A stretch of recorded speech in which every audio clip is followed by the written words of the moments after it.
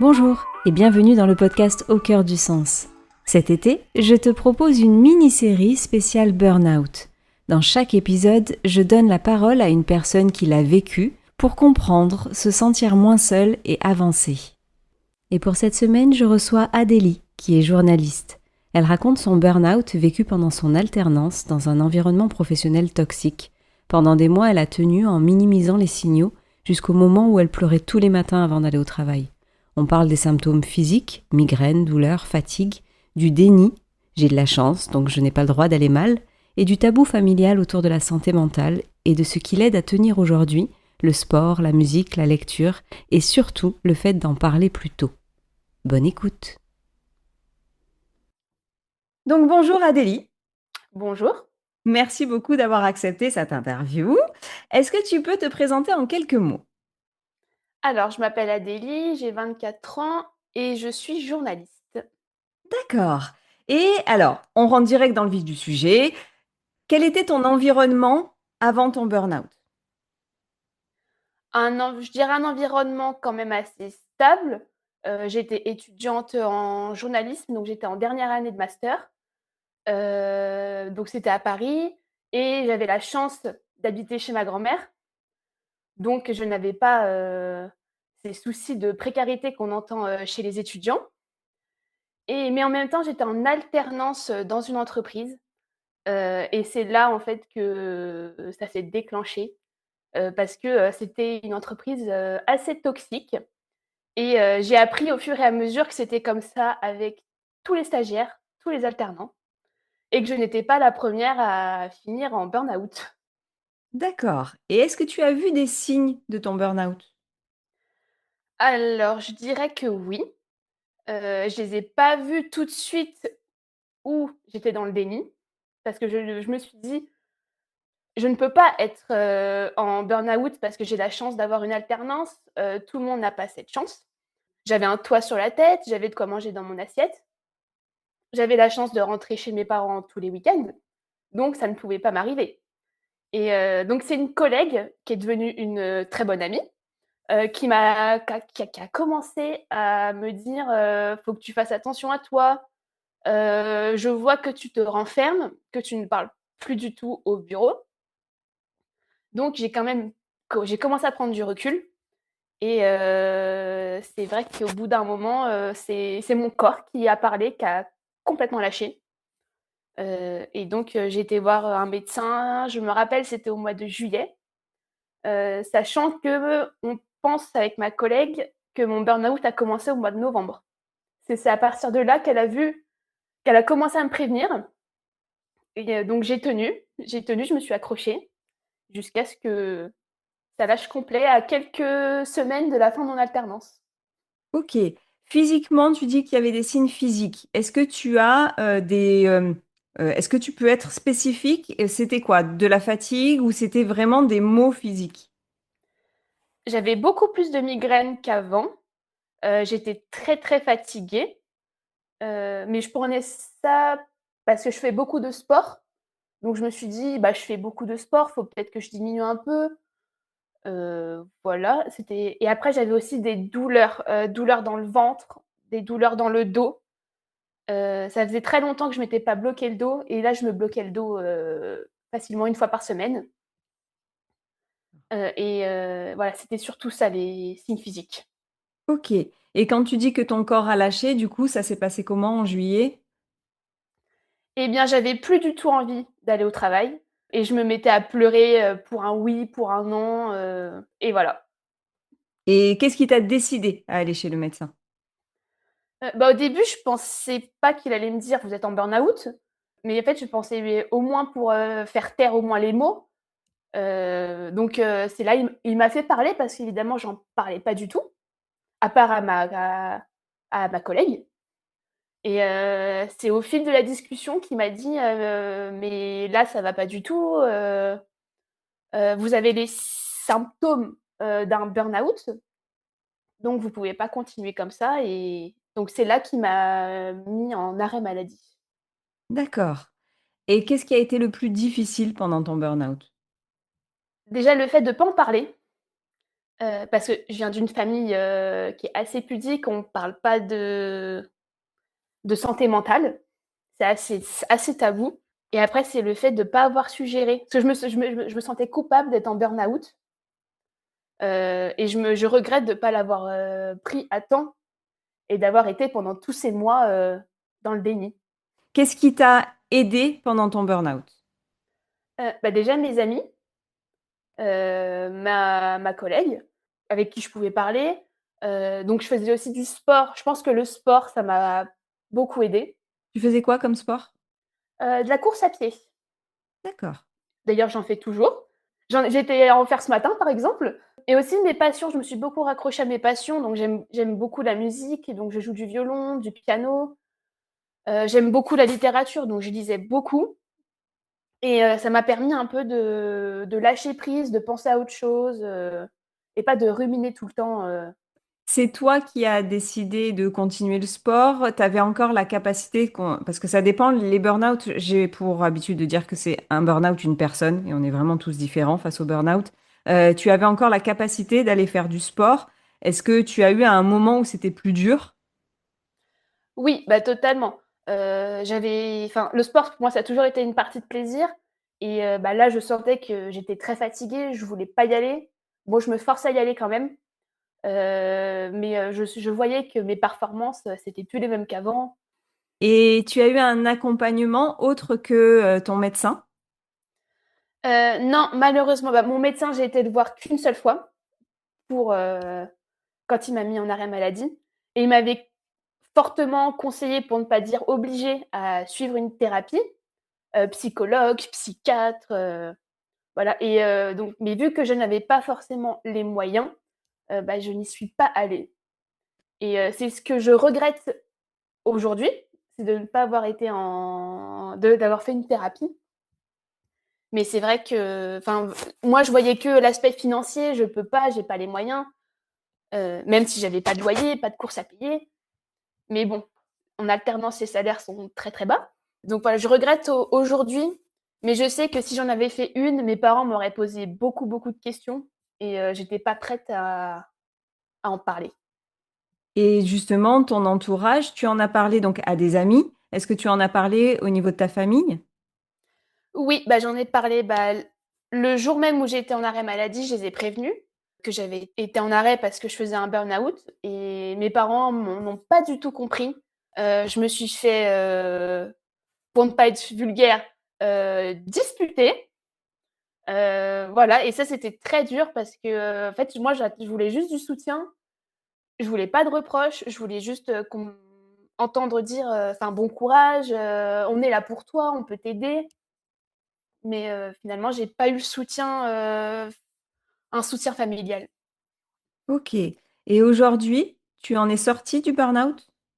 Bah, c'est très, très compliqué parce que alors vu que je suis diplômée en journalisme, j'enchaîne un peu les CDD et donc là, je suis en entreprise, en presse locale, tout se passe bien. Mais c'est un peu compliqué pour trouver des sujets, donc je me mets beaucoup de pression. Je me rends malade, presque parfois pour remplir mes pages.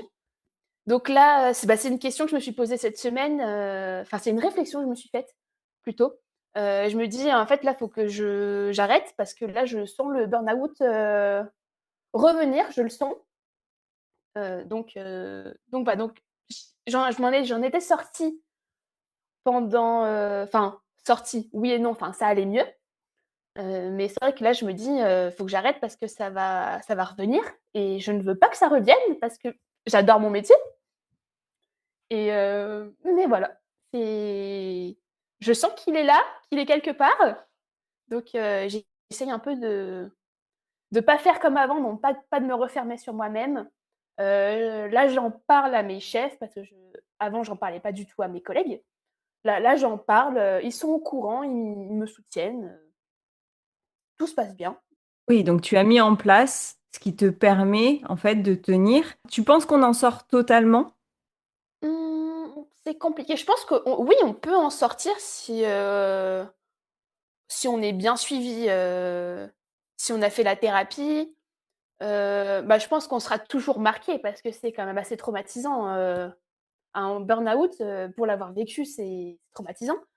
Donc je pense qu'on peut en sortir, mais qu'on y pensera toujours. On se dit, dans le monde professionnel, si on fait trop, si on se met beaucoup de la pression, si on commence à trop stresser, bah, ça peut revenir, hein, parce que on n'est pas c'est pas comme des maladies où on peut les avoir qu'une fois, ça revient. Donc mais oui, je pense on peut en sortir. Faut se donner les moyens pour en sortir. Et pour le moment, tu n'as pas attaqué du coup de thérapie encore? Non, bah, honnêtement, je sais pas si j'en ferai un jour, parce qu'en plus là, je suis dans un désert médical, donc c'est pas envisageable.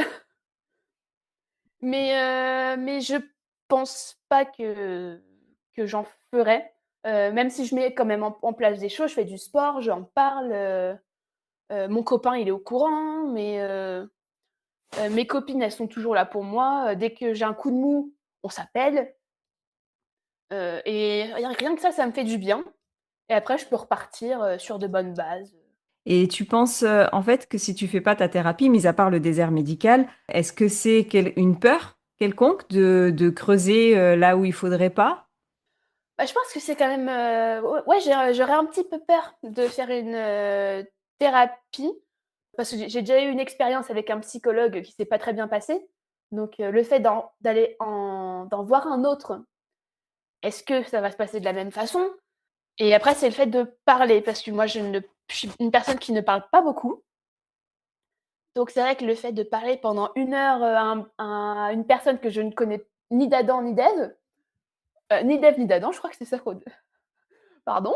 Hem, donc voilà, je parle beaucoup plus à des gens que je connais, qu'à une personne que je vais voir 1 heure, toutes les semaines ou tous les mois. Et est-ce que tu dirais que tu as appris quand même quelque chose sur toi pendant ce burn-out? Est-ce que ça t'a fait voir une autre face de toi que tu ne connaissais pas avant ton burn-out? Non, pas spécialement parce que j'ai toujours été quelqu'un d'assez timide, d'assez fragile.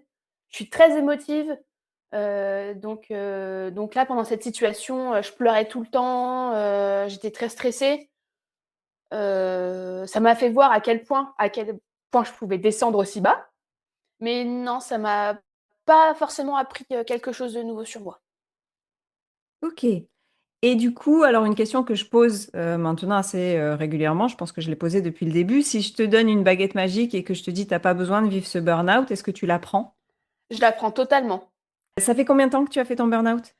C'était au mois de juillet 2025, donc il y a 10 mois à peu près.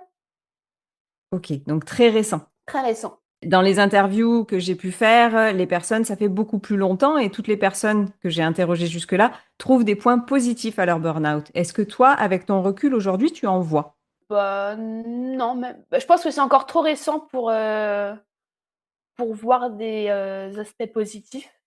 Peut-être que dans le futur, dans 1 an, 2 ans, j'en verrai, mais là, pour l'instant, non, j'en vois pas. Ok. Et qu'est-ce que tu dirais à quelqu'un qui justement commence à se dire, je suis peut-être en burn-out là en fait, parce que à force d'écouter des gens parler du burn-out, qui peut se dire, mince, je suis en burn-out. Qu'est-ce que tu lui conseillerais? D'en parler, que ce soit, au chef, parce que c'est important d'en parler, parce que moi, pendant mon alternance, j'en ai pas du tout parlé, personne, ne comprenait pourquoi je m'étais mise en arrêt maladie, donc mon retour a été très compliqué. Donc faut en parler au chef, il y a la médecine du travail maintenant qui fait des miracles. On les critique, mais ils savent faire de belles choses. D'en parler, d'être bien entouré, que ce soit la famille, les amis, d'en parler et de se trouver aussi, des passions si on n'en a pas. Moi, j'avais le sport, j'avais la littérature, j'avais la musique, donc ça me permettait de m'évader, de pas penser, de pas ruminer tout le temps, les choses. Donc c'est ça que je conseillerais et de faire une thérapie si on en a les moyens. Voilà. Ok. Là aujourd'hui, tu penses que avec tout ce que tu mets en place au quotidien, tu n'en referas plus? C'est compliqué cette question parce que, bah, on sait pas de quoi la vie sera faite. J'espère que non, quand même, parce que c'était une expérience traumatisante, à vivre et je ne souhaite pas la revivre justement cette situation, donc j'espère que non. Je mets des choses en place, donc déjà mentalement ça va mieux. Donc j'espère que je vais continuer sur cette lancée. Et tu penses que, donc toi, c'était vraiment burn-out professionnel. Est-ce que tu penses que ça a eu des effets sur ta vie personnelle quand même? Personnel, bah, mes relations se sont un peu dégradées avec ma famille à ce moment-là.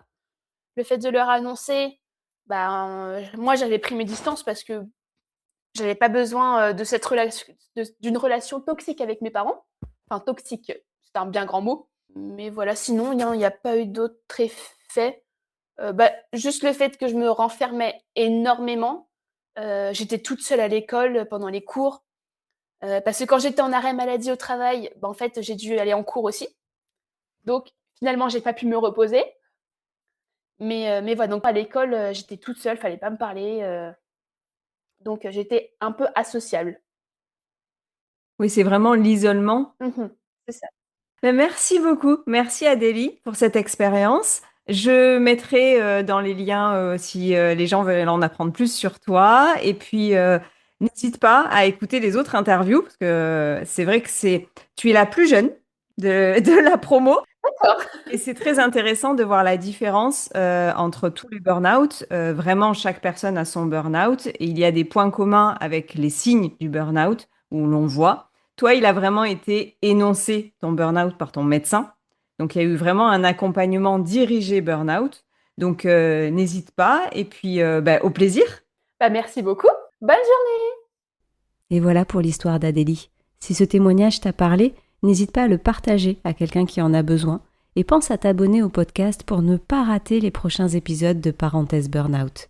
Si tu te reconnais dans certains signaux, rappelle-toi que tu n'as pas à porter ça seul. Parle-en, demande de l'aide et donne-toi le droit de t'arrêter.